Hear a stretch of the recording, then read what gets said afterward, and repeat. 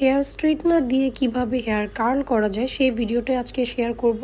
হেয়ারটা curl করার জন্য আমি আজকে ইউজ করছি ভিএনজির এই স্ট্রেটনারটা দিয়ে। এটা দিয়ে আমি আমার হেয়ারটাকে আজকে কার্ল করব। তো হেয়ার কার্ল করার জন্য প্রথমে আমি আমার চুলটাকে ভালোভাবে আঁচড়িয়ে নিব।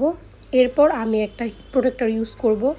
আর এই প্রোটেক্টরটা ইউজ করা মাস্ট বি নিডেড, কারণ আমাদের চুলে যেহেতু আমরা হিট দিব, সো আমাদের হেয়ার কিন্তু ড্যামেজ হওয়ার চান্স থাকবে অ্যান্ড অনেক বেশি ক্ষতি হতে পারে, যার কারণে আমরা এই প্রোটেক্টরটা ইউজ করব।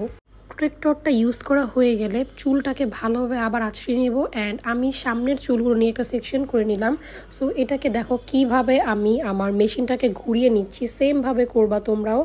তারপরে এই যে একদমই আস্তে আস্তে করে লাস্ট মুমেন্টে একটু প্রেশার ক্রিয়েট করতে হবে, কারণ লাস্ট মুমেন্টটাতে কার্ল যাতে থাকে হয় এই জন্য।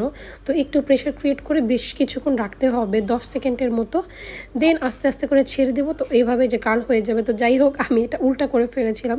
আসলে এই হেয়ার স্ট্রেটনার দিয়ে কার্ল করাটা অনেক বেশি যে ইজি তা না। যারা 2-3 বার অ্যাপ্লাই, 2-3 বার না, আমি বলবো 5-6 বার অ্যাপ্লাই করতে করতে তারপরে পারা যেত। আমি প্রথম পারতাম না, পরে আমি যখন এটা করতে করতে অভ্যস্ত হয়ে যাই, আলহামদুলিল্লাহ আমি এখন করতে পারি।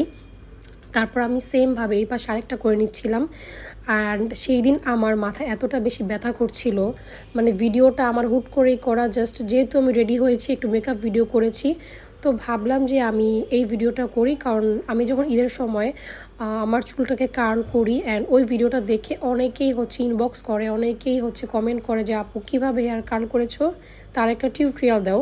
সো তাদের জন্য আজকের ভিডিওটা করা। বাট আজকে নর্মালি খুব একটা সুন্দর হচ্ছে না, আমি জানি, একদমই চিকন চিকন করে করছি আর আমি বেশি প্রেশার ক্রিয়েট করতে পারছি না, যেহেতু আমার মাথাটা প্রচুর ব্যথা করছিল তাই।